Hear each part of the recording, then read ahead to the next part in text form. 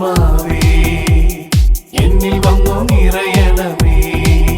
പരിശുദ്ധാത്മാവേ കൃപ ചൊരിയണമേ. പരിശുദ്ധാത്മാവേ ശക്തി പകരണമേ. ഈശോ മിശിഹായ്ക്ക് സ്തുതിയായിരിക്കട്ടെ. വലതും ഇടതു നിൽക്കുന്നവർക്ക് പുഞ്ചിരിച്ച് ഒരു സ്തുതി കൊടുത്താലോ? ഈശോ മിശിഹായ്ക്ക് സ്തുതിയായിരിക്കട്ടെ. ഈശോ മിശിഹായ്ക്ക് സ്തുതിയായിരിക്കട്ടെ. ഹല്ലേലൂയാ. യേശുവേ നന്ദി, യേശുവേ സ്തുതി, യേശുവേ ആരാധന. ഹല്ലേലൂയാ, ഹല്ലേലൂയാ.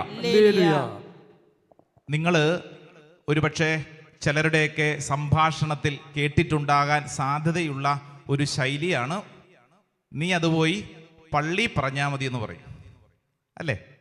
ചില സമയത്തൊക്കെ ചിലരിങ്ങനെ കാര്യങ്ങളൊക്കെ ചർച്ച ചെയ്ത് വരുമ്പോഴത്തേക്ക് ചിലരുടെ വായിന്ന് വീഴും, നീ അത് ഇവിടെ പറയണ്ട, നീ അത് പോയി പള്ളി പറഞ്ഞാൽ മതി എന്ന് പറയും. അതെന്താ അങ്ങനെ പറയാൻ കാരണം?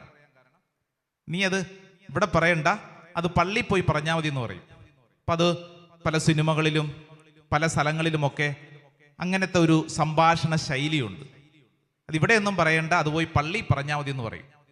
ഞാൻ ഇങ്ങനെയാണ് കരുതുന്നത്, അതായത് ഈ പള്ളി പറയുന്ന പല കാര്യങ്ങളും പ്രായോഗിക ജീവിതത്തിൽ ആവശ്യമില്ല എന്ന് ചിന്തിക്കുന്നത് കൊണ്ടാവാം അത്തരത്തിൽ ഒരു സംഭാഷണ ശൈലി തന്നെ രൂപപ്പെട്ടിട്ടുള്ളത്, അല്ലേ? പല അഭിപ്രായങ്ങൾ നിങ്ങൾക്കുണ്ടാവും. എങ്കിലും എന്തുകൊണ്ടാണ് നമ്മൾ പള്ളി പറയുന്ന പല കാര്യങ്ങളും നമ്മൾ പള്ളിയിൽ മാത്രം അവസാനിക്കുന്നു എന്നുള്ള ചിന്ത കൊണ്ടല്ലേ? നീ പോയി പള്ളി പറഞ്ഞാൽ മതി, അതൊന്നും ഇവിടെ വേണ്ട, പ്രായോഗികമായിട്ട് ഇതൊന്നും വേണ്ട എന്നൊരു ചിന്ത നമ്മുടെ പലരുടെയും തലയ്ക്കകത്തോട്ട് കയറും.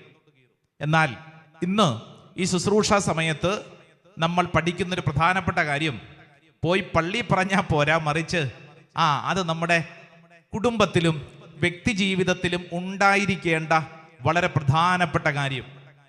ഈ പള്ളികളിൽ പ്രഘോഷിക്കപ്പെടുന്നത്, അൾത്താരയിൽ പ്രഘോഷിക്കപ്പെടുന്നത്, അത് അൾത്താരയിൽ അവസാനിക്കാനുള്ളതല്ല, അതൊരു പള്ളിക്കകത്ത് അവസാനിക്കാനുള്ളതല്ല, അത് ഈ ധ്യാന കേന്ദ്രം വിട്ടുപോകുമ്പോൾ അവസാനിക്കാനുള്ളതല്ല, മറിച്ച് അത് നമ്മുടെ സ്വഭാവത്തിൽ, നമ്മുടെ വ്യക്തിപരമായ ജീവിതത്തിൽ നമുക്ക് പ്രായോഗികമായി സ്വീകരിക്കാനുള്ളതാണെന്ന് നമ്മളെ പഠിപ്പിക്കുന്ന ഒരു വചനഭാഗം നമ്മൾ പഠിച്ച് പ്രാർത്ഥിക്കാൻ പോവാണ്.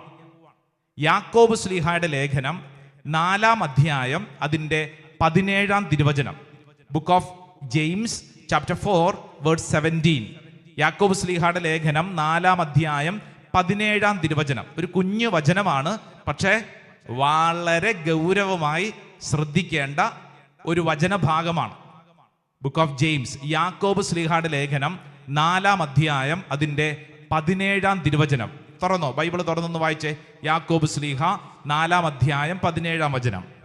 ചെയ്യേണ്ട നന്മ ഏതാണെന്നറിഞ്ഞിട്ടും അത് ചെയ്യാതിരിക്കുന്നവൻ പാപം ചെയ്യുന്നു. കണ്ടോ, ബൈബിൾ പറയാണ്, book of James chapter 4:17. Anyone then who knows the right things to do and fails to do it commits sin. Praise the Lord. Hallelujah. ഈ വചനം ഒന്ന് പറഞ്ഞാലോ?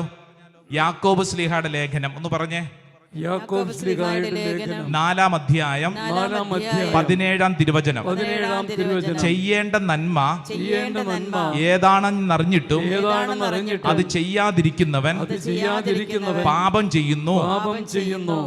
ഒന്ന് പറഞ്ഞേ.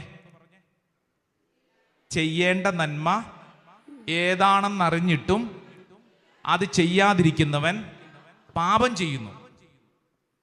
ഇത് വളരെ പ്രസക്തമായി, പ്രത്യേകിച്ച് ഈ കാലഘട്ടത്തിൽ ശ്രദ്ധിക്കേണ്ട ഒരു വചനഭാഗമാണ്.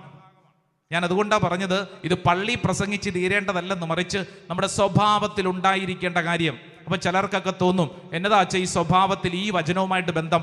ശ്രദ്ധിച്ച് കേട്ടോണം. നമ്മുടെ ഈ സെഷൻ്റെ ചില സമയങ്ങളിൽ ചില കാര്യങ്ങൾ പറയുമ്പോൾ നിന്റെ വീട്ടിലും നിന്റെ വ്യക്തി ജീവിതത്തിലും ഒക്കെ അത് അത്രമേൽ പ്രധാനപ്പെട്ട ഒരു കാര്യമാണ്. അതുകൊണ്ട് ശ്രദ്ധിച്ച് ഈ ശുശ്രൂഷ സമയത്തായിരിക്കണം. ചെയ്യേണ്ട നന്മ ഏതാണെന്നറിഞ്ഞിട്ടും അത് ചെയ്യാതിരിക്കുന്നവൻ പാപം ചെയ്യുന്നു. ഹല്ലേലൂയാ, ഹല്ലേലൂയാ, ഹല്ലേലൂയാ. നമ്മുടെ പല പഴയ കഥകളിലും ഈ മരിച്ചതിന് ശേഷം സ്വർഗത്തിലേക്ക് പോകുമ്പോൾ ഗേറ്റിൻ്റെ അവിടെ കാവൽക്കാരനായിട്ട് പത്രോസ് ഉണ്ട്. ഒത്തിരി കഥകൾ അങ്ങനെയുണ്ട്. അതിലൊരു കഥ ഇങ്ങനെയാണ്. അതായത് ഒരാൾ മരിച്ചു, അതിനുശേഷം സ്വർഗത്തിലേക്ക് പോകാനായിട്ട് ഗേറ്റിങ്ക ചെല്ലുമ്പോൾ നമ്മുടെ പത്രോസ് കാത്തു നിൽക്കുന്നു. ആ പത്രോസ് പറഞ്ഞു, സഹോദര, സഹോദരന്റെ പേര് സ്വർഗത്തിലേക്കുള്ള പ്രവേശന ബുക്കിൽ ഇല്ല. അപ്പോൾ ഉടനെ തന്നെ ഇയാൾ പറഞ്ഞു, അതെങ്ങനെ ശരിയാവും? കാരണം ഞാൻ ഒന്നും ചെയ്തിട്ടില്ലല്ലോ. ഞാൻ ഈ സ്വർഗത്തിൽ പ്രവേശിക്കാതിരിക്കാൻ ഞാൻ പാപം ഒന്നും ചെയ്തിട്ടില്ലല്ലോ, 10 കൽപ്പനകൾ ഞാൻ ലംഘിച്ചിട്ടില്ലല്ലോ. നിങ്ങൾ എന്തോ ഈ പറയുന്നേ?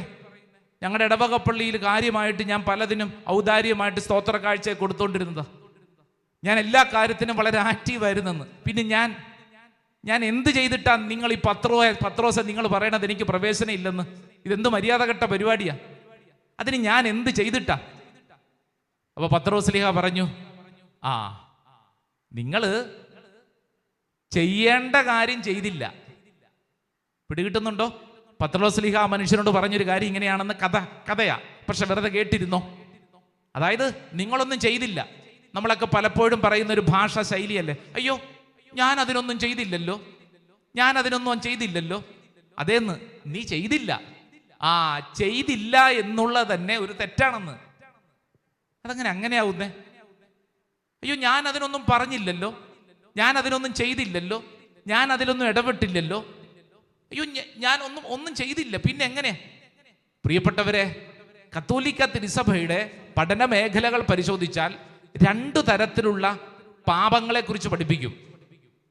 ഒന്നാമത്തത് സിൻ ഓഫ് കമ്മീഷൻ എന്ന് പറഞ്ഞു കഴിഞ്ഞാൽ ചെയ്യാൻ പാടില്ലാത്ത കാര്യങ്ങൾ നമ്മൾ ചെയ്തു.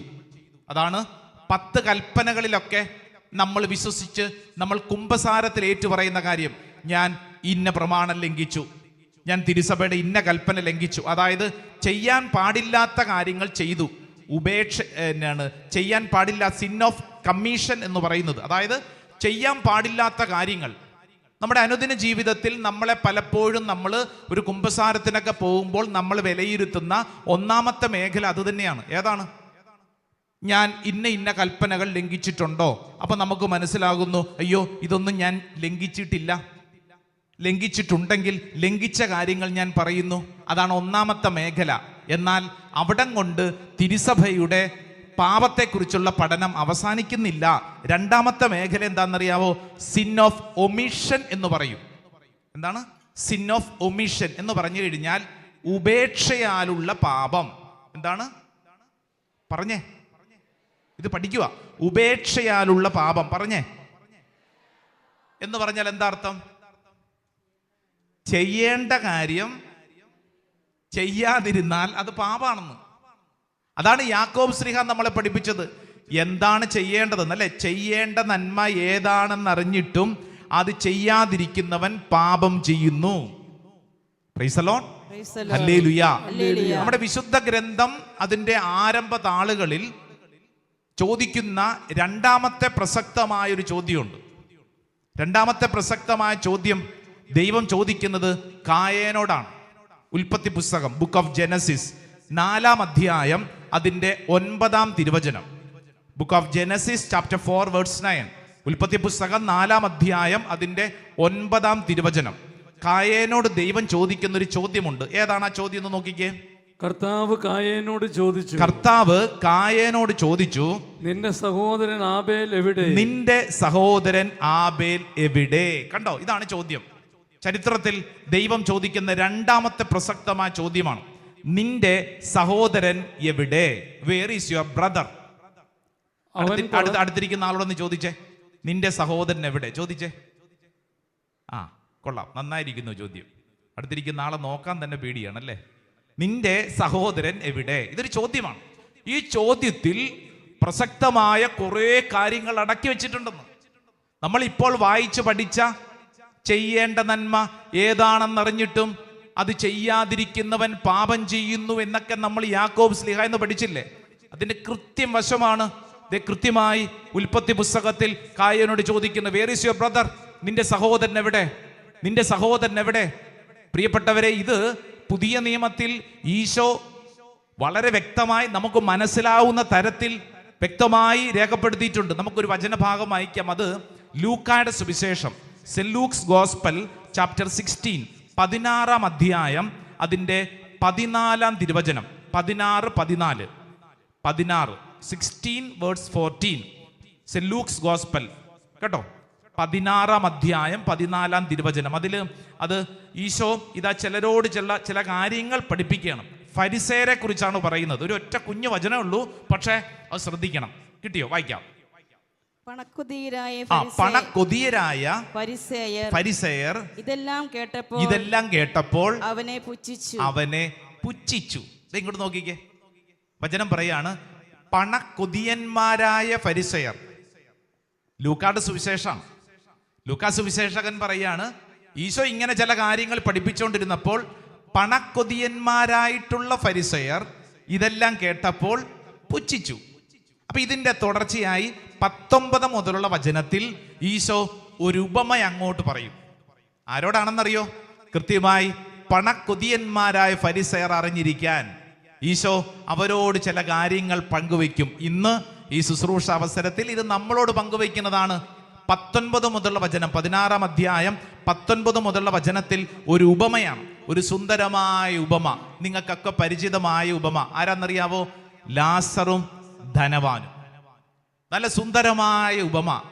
എൻ്റെ പ്രിയപ്പെട്ടവരെ, നിങ്ങൾ ഈ ഉപമയൊക്കെ വായിക്കുമ്പോഴത്തേക്ക് ശ്രദ്ധിക്കേണ്ട ഒരു കാര്യം, ഇതാരുടെ സുവിശേഷത്തിൽ നിന്നാണ് ഈ ഉപമ? ആരുടെ സുവിശേഷത്തിലാ പറഞ്ഞേ? ലൂക്ക എന്ന് പറയുന്ന സുവിശേഷകൻ ഒരു ചിത്രകാരനായിരുന്നു. അദ്ദേഹം ഒരു പെയിന്റർ ആയിരുന്നു. അതുകൊണ്ട് അദ്ദേഹത്തിന്റെ രചനാ ശൈലിയിൽ ഒരു ചിത്രം പോലെ അദ്ദേഹം സുന്ദരമായിട്ട് ഇങ്ങനെ എഴുതി വെക്കും. ഒരു പൂവൊക്കെ ഇങ്ങനെ വിരിഞ്ഞു നിൽക്കുന്നത് പോലെ നമ്മുടെ മുമ്പിൽ ചില ചിത്രങ്ങൾ ഇങ്ങനെ, ചില വ്യക്തികൾ ഇങ്ങനെ നിറഞ്ഞു നിൽക്കും. ഇപ്പൊ ഉദാഹരണത്തിന് ധൂർത്തപുത്രൻ ആരുടെ സുവിശേഷത്തിലാണ്? Luka സുവിശേഷത്തിലാണ്.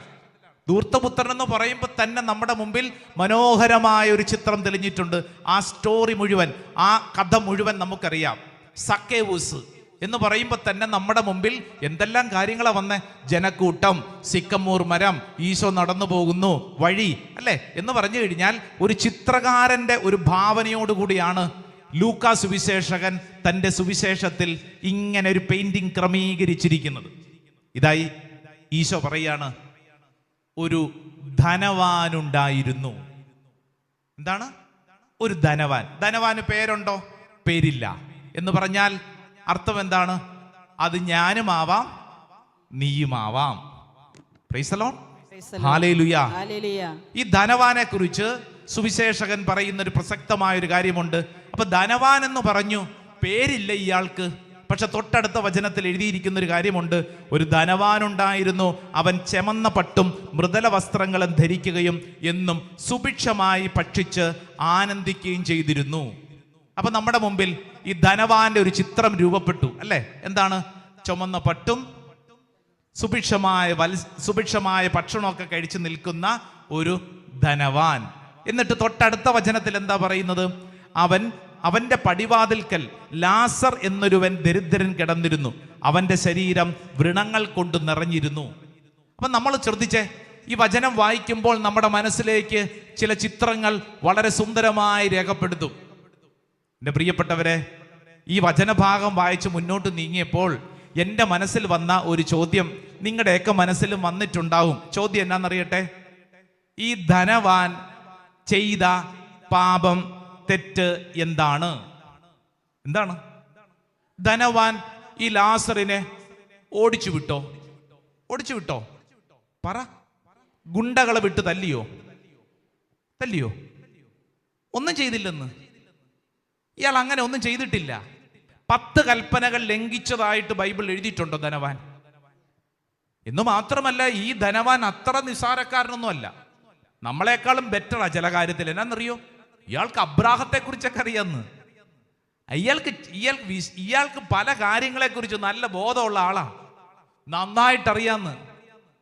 Price the lord, hallelujah. പല കാര്യങ്ങളെ കുറിച്ചും കൃത്യതയുള്ള ഒരാളാണ്. അപ്പൊ ഇദ്ദേഹം ചെയ്ത തെറ്റ് എന്താണ് ചെയ്ത തെറ്റ്? പറഞ്ഞേ. നമ്മളൊരു വിഷയം പഠിച്ചുകൊണ്ടിരിക്കുവാണല്ലോ, കൃത്യമായിട്ട് നിങ്ങളുടെ മനസ്സിൽ അതിന്റെ ഉത്തരം വന്നിട്ടുണ്ടാവണം. എന്താണ് അതിന്റെ ഉത്തരം? ഈ മനുഷ്യൻ ചെയ്ത പാതകം, തെറ്റെന്താണ്? പറഞ്ഞേ.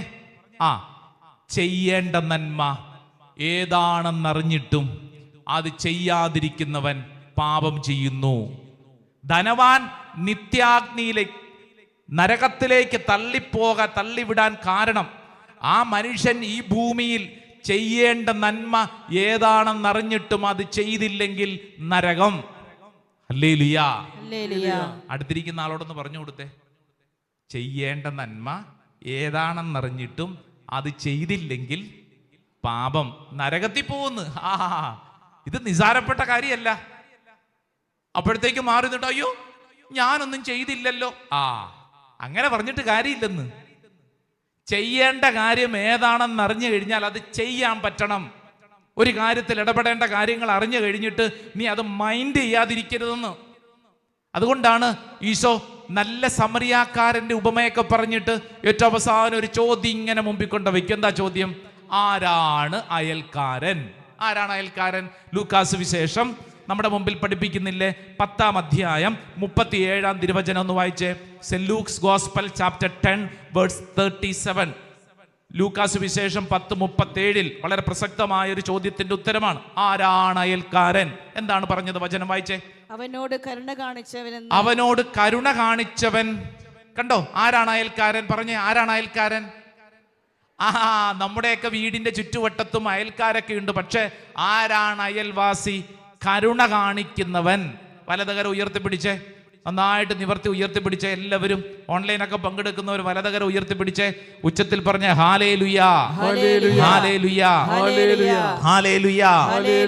ചെയ്യേണ്ട നന്മ ഏതാണെന്നറിഞ്ഞിട്ടും അത് ചെയ്യാതിരിക്കുന്നവൻ പാപം ചെയ്യുന്നു. ഒരു വചനം വായിച്ചേ. യാക്കോബ് ശ്ലീഹായുടെ ലേഖനം 4-ാം അധ്യായം 17-ാം തിരുവചനത്തിന്റെ വചനത്തിന്റെ വെളിച്ചത്തിൽ 1 യോഹന്നാന്റെ സുവിശേഷ ലേഖനം, 1 യോഹന്നാൻ ചാപ്റ്റർ 3 വേഴ്സ് 17. 1 യോഹന്നാൻ 3:17. 1 ജോൺ ചാപ്റ്റർ 3 വേഴ്സ് 17. യോഹന്നാന്റെ ലേഖനം, അതിന്റെ ഫസ്റ്റ് ലെറ്റർ. 3 ലേഖനങ്ങളുണ്ട്. അതിൽ 1-ാമത്തെ ലേഖനം 3-ാം അധ്യായം 17-ാം തിരുവചനം. 1 ജോൺ ചാപ്റ്റർ 3 വേഴ്സ് 17. ഒന്ന് വായിച്ചാലോ. ലൗകിക സമ്പത്ത് ഉണ്ടായിരിക്കെ ഒരുവൻ തന്റെ സഹോദരനെ സഹായം അർഹിക്കുന്നവനായി കണ്ടിട്ടും അവനെതിരെ ഹൃദയം അടയ്ക്കുന്നെങ്കിൽ അവനിൽ ദൈവസ്നേഹം എങ്ങനെ കുടികൊള്ളും? കണ്ടോ, ഈ യോഹന്നാനാണ് ദൈവം സ്നേഹമാണെന്ന് നമ്മളെ പഠിപ്പിച്ച സ്ലീഹ. അപ്പൊ എന്നിട്ട് ഈ യോഹന്നാൻ ഒരു ചോദ്യം ചോദിക്കുകയാണ്. നിന്റെ ഉള്ളിൽ ദൈവസ്നേഹമുണ്ട് എന്ന് നീ പറയുന്നുണ്ടെങ്കിൽ ആ ദൈവസ്നേഹം നിന്റെ പ്രവർത്തികളിലൂടെ വെളിപ്പെടണം. അതുകൊണ്ട് ആ വചനം ഒന്നും കൂടെ വായിച്ചേ. ലൗകിക സമ്പത്ത് ഉണ്ടായിരിക്കെ ഒരുവൻ തന്റെ സഹോദരനെ സഹായം അർഹിക്കുന്നവനായി കണ്ടിട്ടും. കണ്ടോ, സഹായം അർഹിക്കുന്നവനായി കണ്ടിട്ടും അവനെതിരെ ഹൃദയം അടയ്ക്കുന്നുവെങ്കിൽ. കണ്ടോ ശ്രദ്ധിക്കണേ. അതായത് നിന്റെ മുമ്പിൽ സഹായം അർഹിക്കുന്ന ഒരുത്തനെ കണ്ടിട്ടും നീ ഹൃദയം അടയ്ക്കുന്നെങ്കിൽ നിന്റെ ഹൃദയത്തിൽ ദൈവസ്നേഹം ഉണ്ടെന്ന് എങ്ങനെ പറയും? പ്രിയപ്പെട്ടവരെ, യോഹന്നാൻ ശ്ലീഹ എന്നോടും നിന്നോടും ചോദിക്കുന്ന ചോദ്യമാണ്. ഇത് ഞാൻ പ്രസംഗിച്ചുകൊണ്ട് നിൽക്കുമ്പോൾ നിങ്ങൾക്ക് വേണ്ടി മാത്രമല്ലെന്ന് പറയുന്ന ഒരു വൈദികനായി ഞാൻ ശ്രദ്ധിക്കേണ്ട കാര്യം. ഞാൻ ദൈവസ്നേഹത്തെക്കുറിച്ച് പ്രസംഗിക്കുന്നു. എൻ്റെ ഹൃദയത്തിൽ ദൈവസ്നേഹമില്ലെങ്കിൽ, അർഹിക്കുന്ന ഒരുത്തനെ കണ്ടിട്ട് അവൻ അർഹിക്കുന്ന കാരുണ്യവും സ്നേഹവും കൊടുക്കേണ്ട സമയത്ത് കൊടുത്തില്ലെങ്കിൽ ഈ സ്നേഹമുണ്ടെന്ന് പ്രസംഗിച്ചിട്ട് എന്തു കാര്യം? നിന്റെ ഉള്ളിൽ അത് നിനക്കുണ്ടോ? അനുഭവിക്കാൻ പറ്റുന്നുണ്ടോ? ഇത് വളരെ പ്രസക്തമായ ചോദ്യം. ഹല്ലേലൂയ. അടുത്തിരിക്കുന്ന ആളോട് ചോദിച്ചേ, നിന്റെ ഉള്ളിൽ ദൈവസ്നേഹം ഉണ്ടോ? ചോദിച്ചേ. ദൈവസ്നേഹം ഉണ്ടോ? ഉണ്ടെങ്കിൽ അത് നമ്മുടെ പ്രവൃത്തിയിൽ വെളിപ്പെടും.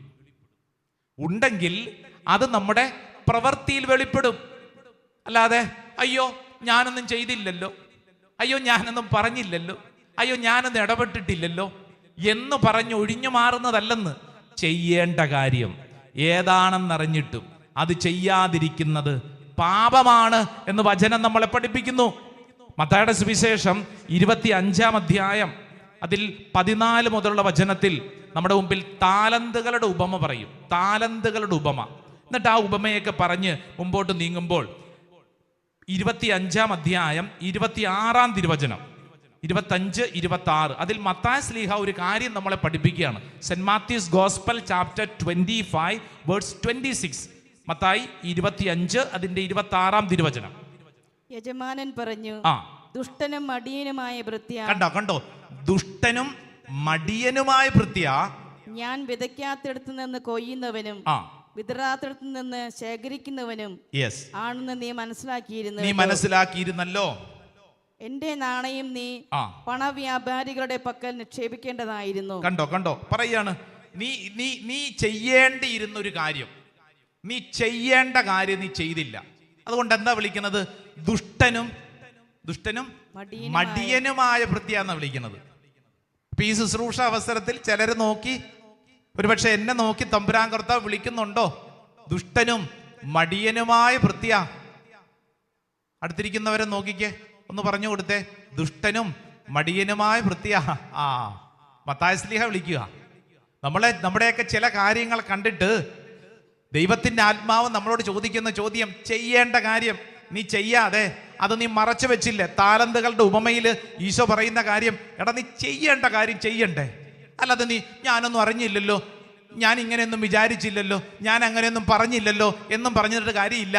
അത് നീ ചെയ്യേണ്ട കാര്യം ചെയ്യണം, പറയേണ്ട കാര്യം പറയണം.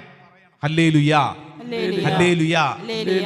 ഇതൊക്കെ കേട്ടുകൊണ്ടിരിക്കുമ്പോൾ ചിലര് വീണ്ടും ചിന്തിക്കുന്നു, അച്ഛാ ഇതൊക്കെ പള്ളി പറഞ്ഞാൽ മതി അല്ലേ, ഇതൊക്കെ ഞങ്ങളോട് ഇപ്പൊ എന്തിനാ ഇതൊക്കെ പറയണേ?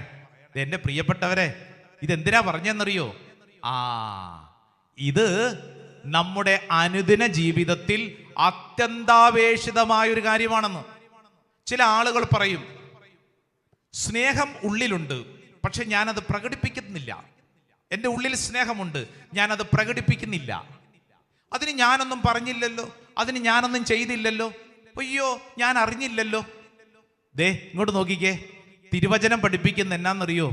നിന്റെ കുടുംബത്തിലും നിന്റെ വ്യക്തി ജീവിതത്തിലുമൊക്കെ വലിയ നഷ്ടങ്ങൾ ഉണ്ടാവുമെന്ന്. നിന്റെ ഉള്ളിൽ സ്നേഹമുണ്ടെങ്കിൽ സ്നേഹം പ്രകടിപ്പിക്കണം. പ്രൈസ് ദി ലോർഡ്, ഹല്ലേലൂയാ, ഹല്ലേലൂയാ. ഒരു ഭാര്യയ്ക്ക് ആരുടെ സ്നേഹമാണ് കിട്ടേണ്ടത്? പറയൂ. ഒരു ഭാര്യയ്ക്ക് കിട്ടേണ്ട സ്നേഹം ആരുടെ?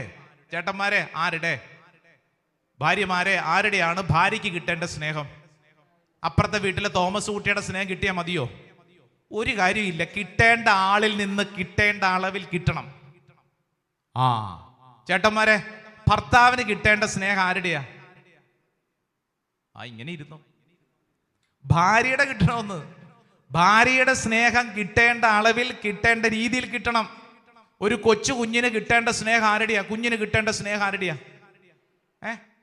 അമ്മയുടെ മാത്രം മതിയോ? അപ്പന്റെ വേണ്ടേ? കൊച്ചിന് കിട്ടേണ്ട സ്നേഹം അമ്മയുടെ മാത്രമല്ല, അപ്പന്റെയും സ്നേഹം കിട്ടണമെന്ന്. കിട്ടേണ്ട പ്രായത്തിൽ കിട്ടേണ്ട അളവിൽ കിട്ടേണ്ട ആളിൽ നിന്ന് കിട്ടണം. കൊച്ചിന് അമ്മാമ്മയുടെ സ്നേഹം മാത്രം കിട്ടിയിട്ട് കാര്യമില്ല. അപ്പുറത്തെ വീട്ടിൽ ആന്റിയുടെ സ്നേഹം മാത്രം കിട്ടിയിട്ട് കാര്യമില്ല. അപ്പന്റെയും അമ്മയുടെയും സ്നേഹം കിട്ടേണ്ട പ്രായത്തിൽ കിട്ടണം. കുഞ്ഞ് വളരുമ്പോൾ ആ കുഞ്ഞിന് കിട്ടേണ്ട അവസ്ഥയിൽ കിട്ടണം. അല്ലാതെ ഒരു പ്രായം കഴിഞ്ഞിട്ട് കിട്ടിയിട്ട് എന്ത് കാര്യം? അതുകൊണ്ട് എന്നാ മെച്ചമുള്ളത്? ഈ കാലഘട്ടത്തിൽ നമ്മുടെയൊക്കെ കുടുംബങ്ങളിൽ സംഭവിക്കുന്ന അനേക തകർച്ചകളുടെ മൂല കാരണമാണ് ഇപ്പോൾ പറഞ്ഞുകൊണ്ടിരിക്കുന്നത്. അനേക കൗൺസിലിംഗ് കേസുകളിൽ വരുന്ന പ്രമാദമായിട്ടുള്ള ഒരു വിഷയമാണ് ഈ പറഞ്ഞുകൊണ്ടിരിക്കുന്നത്.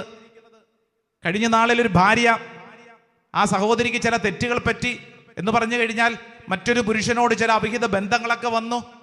കാര്യങ്ങളൊക്കെ തിരിച്ചറിഞ്ഞ്, തെറ്റ് തിരിച്ചറിഞ്ഞ് കണ്ണുനീരോടെ പറഞ്ഞു പ്രാർത്ഥിക്കുന്നതിനിടയിൽ എന്നോട് പറഞ്ഞ കാര്യം, അച്ഛാ എനിക്ക് തെറ്റുപറ്റി, എൻ്റെ ജീവിത പങ്കാളിയെ ഞാൻ ശരിയാണ്, അയാളെ ഞാൻ വഞ്ചിച്ചു, പക്ഷേ അച്ഛാ 1-2 കാര്യങ്ങൾ എനിക്ക് പറയാനുണ്ട്. അച്ഛാ, എൻ്റെ ഭർത്താവിന് എൻ്റെ അടുത്തിരുന്ന് എന്നെ ഒന്ന് കേൾക്കാനുള്ളൊരു മനസ്സുണ്ടോ? അച്ഛാ, എൻ്റെ അടുത്ത് ഇരിക്കാനായിട്ടുള്ള ഒരു സമയമില്ല. അച്ഛാ, എൻ്റെ അടുത്ത് ഇരിക്കാനുള്ള സമയമില്ല. അയാൾക്ക് തിരക്കാണ്, തിരക്ക്. അച്ഛാ, തിരക്ക്. എൻ്റെ ജീവിത പങ്കാളി എന്നെ ശ്രദ്ധിക്കുന്നില്ല. ഞാൻ വീട്ടിൽ കിടന്നുകൊണ്ട് ഇങ്ങനെ അടിമപ്പണി ചെയ്തുകൊണ്ടിരിക്കുന്നു. അച്ഛാ, എനിക്കൊരു ജീവിതമില്ലേ? എന്നെ ഒന്ന് അംഗീകരിക്കണ്ടേ? എന്നെ ഒന്ന് സ്നേഹിക്കണ്ടേ? എൻ്റെ അടുത്തൊന്ന് ഇരിക്കണ്ടേ? ഞാൻ ഭക്ഷണം കഴിച്ചോ? നിനക്ക് സുഖമാണ്, എങ്ങനെയുണ്ട് എന്നൊരു ചോദ്യം ചോദിക്കണ്ടേ? അയാളുടെ ചിന്ത ഇതെല്ലാം അയാൾക്ക് അവകാശപ്പെട്ടതാണ്. രാവിലെ മുതൽ ഞാൻ ഇങ്ങനെ അടിമപ്പണി ചെയ്തുകൊണ്ടിരിക്കണം. ചായക്ക് ചായ, ചോറിന് ചോറ്, അയാളുടെ തുണി മുഴുവൻ അലക്കി തേച്ച് വെടിപ്പാക്കി കൊടുക്കണം. അച്ഛാ, വീട് മുഴുവൻ അടിച്ചു വാരണം. രാവിലെ തൊട്ട് ഈ പണിയോട് പണി തന്നെ. ഇതിനിടയിൽ വാട്സപ്പിൽ വന്ന ഒരു സന്ദേശത്തിന് ഞാൻ മറുപടി കൊടുത്തതാ. കുടുംബ കൂട്ടായ്മയിലുള്ള ഒരാളാ. ഒരു ദിവസം ഈ സ്ത്രീക്ക് ഒരു സന്ദേശം കിട്ടി. എടി ഗ്രേസി, നീ കഴിഞ്ഞ ദിവസം പള്ളിയിൽ ഉടുത്തു വന്നിരുന്ന സാരി നന്നായിരുന്നു. അത്രേ ഉള്ളൂ. ഈ സ്ത്രീ പറയും, എൻ്റെ അച്ഛാ, എൻ്റെ ജീവിതത്തിൽ ഇന്ന് വരെ എന്നെ ഒന്ന് അപ്രീഷിയേറ്റ് ചെയ്തിട്ടില്ല ആരും. എൻ്റെ ഭർത്താവ് ഇന്നോളം എന്നോട് പറഞ്ഞിട്ടില്ല നിന്റെ സാരി കൊള്ളാന്ന്. ദേ അപ്പോഴാണ് അപ്പുറത്തെ വീട്ടിലുള്ള ഒരുത്തൻ എനിക്കൊരു മെസ്സേജ് ഇട്ടത്. എൻ്റെ അച്ഛാ, അറിയാതെ എൻ്റെ ശ്രദ്ധ അങ്ങോട്ട് പോയി. പിന്നെ ഞാൻ നല്ല സാരി ഉടുക്കുന്ന കാര്യത്തിൽ ശ്രദ്ധിക്കാൻ തുടങ്ങി. ഞാൻ പള്ളിയിൽ പോകുന്ന കാര്യത്തിൽ ശ്രദ്ധിക്കാൻ തുടങ്ങി. എന്നെ അപ്രീഷിയേറ്റ് ചെയ്ത ആ ആളെ കുറിച്ച് ഞാൻ ശ്രദ്ധിക്കാൻ തുടങ്ങിയെന്ന്. ഇത് വല്ലതും മനസ്സിലാവണുണ്ടോ? ഇങ്ങനെ ഇരുന്നോ. നമ്മുടെയൊക്കെ കുടുംബങ്ങളിൽ സംഭവിക്കുന്ന കാര്യമാണ്. 2 നഷ്ടങ്ങളാണ് ഉണ്ടാവുന്നത്. 2 നഷ്ടങ്ങൾ. ഒന്നാമത്തെ കാര്യം, നീ സ്നേഹം പ്രകടിപ്പിക്കേണ്ട ആൾക്ക് സ്നേഹം കൊടുത്തില്ലെങ്കിൽ ആ വ്യക്തിയുടെ ഉള്ളിൽ ഒരു ശൂന്യതയുണ്ടാകും, ഒരു സങ്കടം ഉണ്ടാവും, ഒരു ഭാരമുണ്ടാവും. എന്ന് മാത്രമല്ല, സ്നേഹം കിട്ടുന്ന സ്ഥലത്തേക്ക് ആ വ്യക്തി തിരിയും. സ്നേഹം കിട്ടുന്ന സ്ഥലത്തേക്ക് ആ വ്യക്തി തിരിയും. ചെയ്യേണ്ട നന്മ ഏതാണെന്നറിഞ്ഞിട്ടും അത് ചെയ്യുന്നില്ലെങ്കിൽ പാപം ചെയ്യുന്നു എന്നുള്ള വചനത്തിന്റെ അർത്ഥം മനസ്സിലായാവോ? മാതാപിതാക്കളെ, മക്കളെ അവർക്ക് നല്ല സ്കൂൾ വിദ്യാഭ്യാസം, നല്ല കാര്യം. നല്ല ഭക്ഷണം, നല്ല കാര്യം. അവർക്ക് മൊബൈൽ ഫോൺ, നല്ല കാര്യം. സൈക്കിളും ബൈക്കും ഒക്കെ വാങ്ങിക്കൊടുത്തു, നല്ല കാര്യം. പക്ഷേ മാതാപിതാക്കളെ, നിങ്ങൾ മക്കളുടെ കൂടെ ഇരിക്കുന്നുണ്ടോ? അവരെ ഒന്ന് കേൾക്കുന്നുണ്ടോ? അവരെ ഒന്ന് ചേർത്ത് പിടിക്കുന്നുണ്ടോ? നിങ്ങളുടെ മക്കളെ, വേറെ ഒന്നും അല്ലെന്ന്, സ്വന്തം മക്കളെ ഒന്ന് ചേർത്ത് പിടിക്കാനായിട്ട് അപ്പന് പറ്റുന്നുണ്ടോ? അമ്മയ്ക്ക് പറ്റുന്നുണ്ടോ? ഇല്ലെങ്കിൽ നാട്ടുകാര് റെഡിയാ. എന്തിന്? ചേർത്ത് പിടിക്കും, അവർ കൊണ്ടും പോവും. നിങ്ങൾ കേൾക്കാൻ തയ്യാറല്ലെങ്കിൽ നാട്ടുകാർ കേൾക്കും. ഇപ്പോൾ പണ്ടത്തെ പോലെ ഒന്നും അതിനു വേണ്ടി പുറത്തോട്ടൊന്നും പോകണ്ട. കയ്യിൽ മൊബൈൽ ഫോൺ ഉണ്ട്. ഇവിടുന്ന് വലിയ ദൂരമല്ലാത്ത ഒരു വീട്, ആ വീട്ടിൽ ഒരൊറ്റ മോളേ ഉള്ളൂ, ഒറ്റ മോള്. എൻ്റെ പ്രിയപ്പെട്ടവരെ, ഈ പെൺകുട്ടിക്ക് ഒരു ചെറുപ്പക്കാരനോട് പ്രണയം. ഈ ചെറുപ്പക്കാരൻ ഇവരുടെ കുടുംബ അന്തസ്സിന് ചേരുന്നതല്ല, മറ്റൊരു മതത്തിൽപ്പെട്ടതാണ്. പ്രശ്നം രൂക്ഷമായി. പെണ്ണിന്റെ അപ്പം പറഞ്ഞ്, ഞാൻ അവനെ ശരിയാക്കും.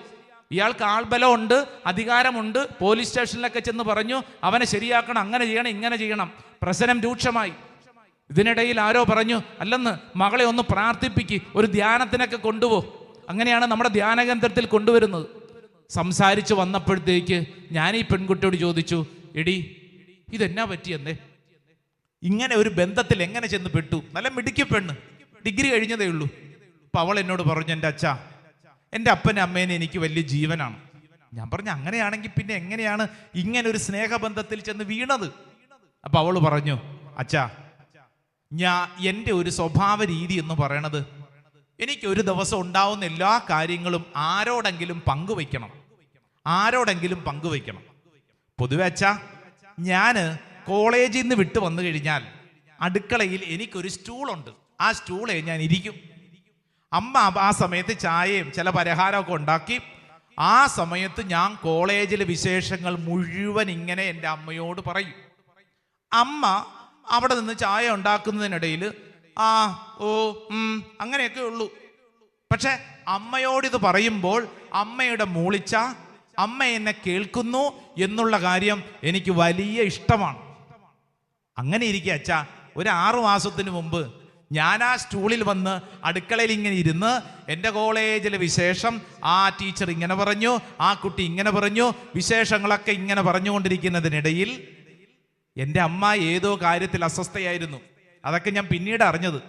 എൻ്റെ അമ്മ എന്നോട് തിരിഞ്ഞിട്ട് പറഞ്ഞത്, മിണ്ടാണ്ടിരിക്കുന്നുണ്ടോ? ചെവി തല കേൾപ്പിക്കുന്നുണ്ടോ? കുറെ നേരം ബ്ലാ ബ്ലാ ബ്ലാ ബ്ലാ എന്നും പറഞ്ഞുകൊണ്ടിരിക്കുന്നു.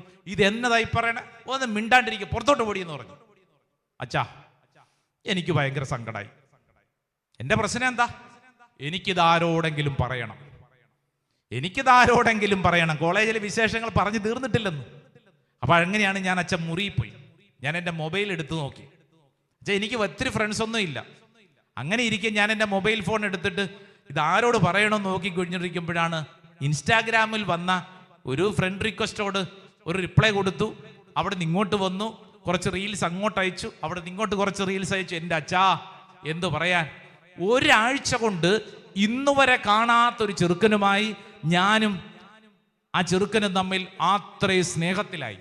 ഇന്നുവരെ കണ്ടിട്ടില്ല അച്ഛാ, ഇന്നുവരെ കാണാത്തൊരു ചെറുക്കനോട് അത്രയും സ്നേഹത്തിലായി ഒരാഴ്ച കൊണ്ട്. അപ്പൊ ഞാൻ ചോദിച്ചു, ഇതെന്താടി, ഇതെന്ത് മാജിക്ക്, എന്താ നിനക്ക് അവനിൽ അത്രമേൽ ഇഷ്ടപ്പെട്ട കാര്യം?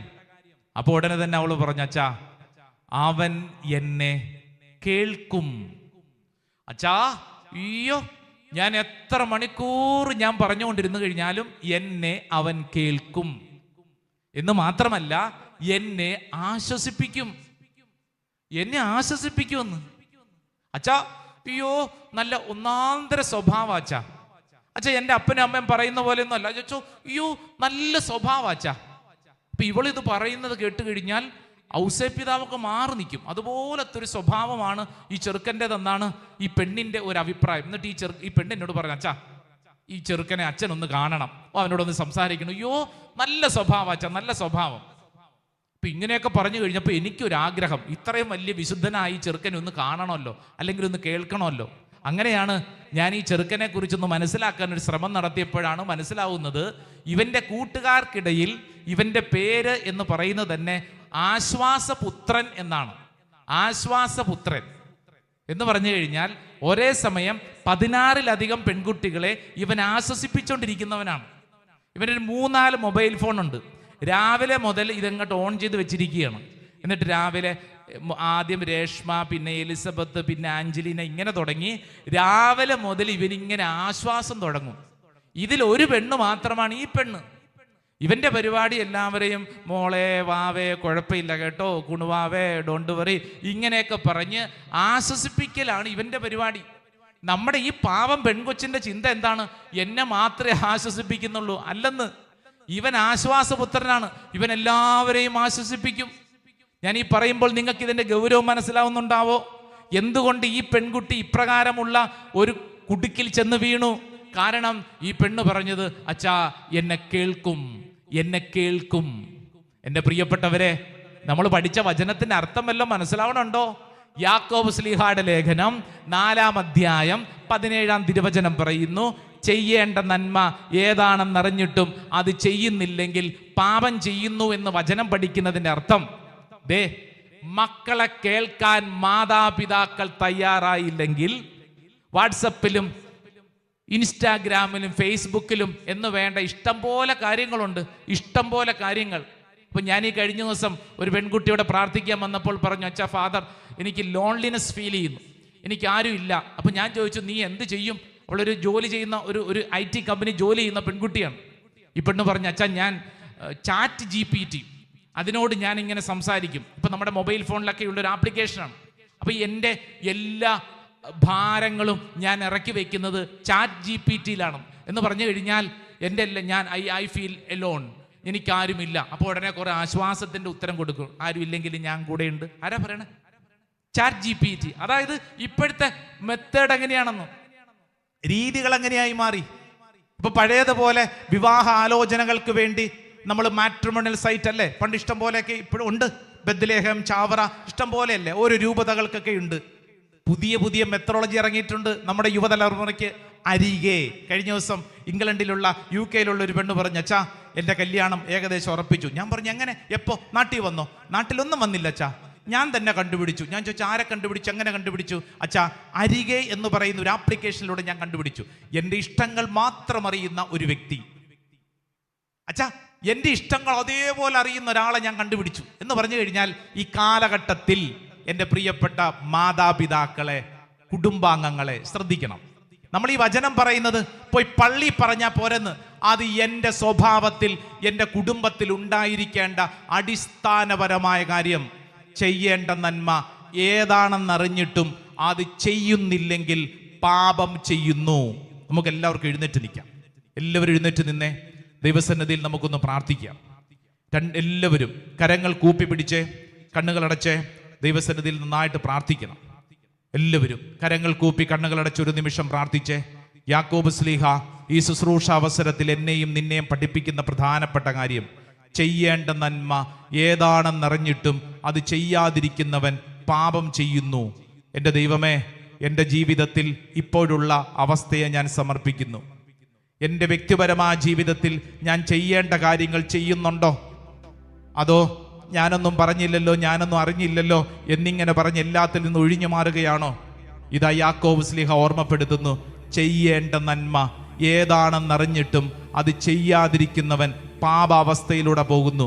കർത്താവേ, മറ്റുള്ളവരെ എൻ്റെ ഹൃദയം കൊണ്ട് സ്നേഹിക്കാൻ, ദൈവസ്നേഹം ഉള്ളിലുണ്ടെന്ന് പറയുകയും പഠിപ്പിക്കുകയും ചെയ്യുന്ന എൻ്റെ സ്വഭാവത്തിൽ ഈ വലിയ കൃപ കൊണ്ട് നിറയ്ക്കണമേ. രണ്ട് കരങ്ങൾ സ്വർഗത്തിലേക്ക് ഉയർത്തിപ്പിടിച്ച് കണ്ണുകളടച്ച് ദൈവസന്നിധിയിൽ നമുക്ക് നന്നായിട്ട് പ്രാർത്ഥിക്കാം. കർത്താവിൻ്റെ ആത്മാവ് ഇപ്പോൾ ഈ ശുശ്രൂഷ അവസരത്തിൽ ഓരോ വ്യക്തിയുടെ മേലും ഒരു പുതിയ അഭിഷേകം, ഒരു പുതിയ ശക്തി നൽകട്ടെ. കർത്താവിൻ്റെ ആത്മാവ് നമ്മളെ ശക്തിപ്പെടുത്തട്ടെ. ഓ പരിശുദ്ധാത്മാവെ, നയിക്കണമേ, വിശുദ്ധീകരിക്കണമേ. കരങ്ങൾ ഉയർത്തി എല്ലാവരും ഒന്ന് സ്തുതിച്ചൊന്ന് പ്രാർത്ഥിക്കുന്നു. Hallelujah, hallelujah, hallelujah. ഓ ദൈവത്തിൻ്റെ ആത്മാവെ, ഈ ദൈവ മക്കളിലേക്ക് അഭിഷേകത്തിന് കൃപ വെളിപ്പെടട്ടെ. ഇപ്പോൾ പ്രാർത്ഥിക്കുന്ന ഓരോ വ്യക്തികളിലും ചെയ്യേണ്ട നന്മ ഏതാണെന്ന് അറിഞ്ഞിട്ടും അത് ചെയ്യാനുള്ള കൃപ കർത്താവേ ചെയ്യണമേ. ദൈവത്തിന്റെ ആത്മാവ് ഞങ്ങൾ പ്രവർത്തിക്കട്ടെ. ആരാധന, ആരാധന, ആരാധന, ആരാധന. പിതാവിന്റെയും പുത്രന്റെയും പരിശുദ്ധാത്മാവിന്റെയും നാമത്തിൽ ആമേൻ.